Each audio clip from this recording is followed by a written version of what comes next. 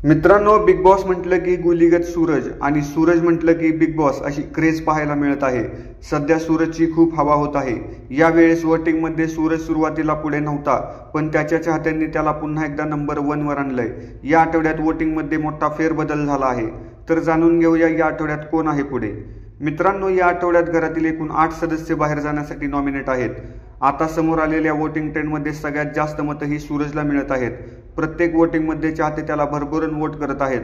तर दुसऱ्या क्रमांकावर अभिजित सावंत आहे, त्यालाही खूप लोक वोटिंग करत आहेत।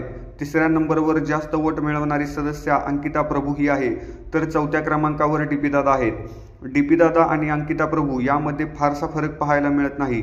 सध्या 5व्या क्रमांकावर पंढरीनाथ कांबळे तर 6व्या क्रमांकावर जान्हवी किल्लेकर या आहेत। या आठवड्यात निक्की आणि वर्षाताई यांना खूपच कमी मतं मिळत आहेत। 7व्या क्रमांकावर निक्की तर 8व्या क्रमांकावर सुरुवातीपासून वर्षाताई आहेत।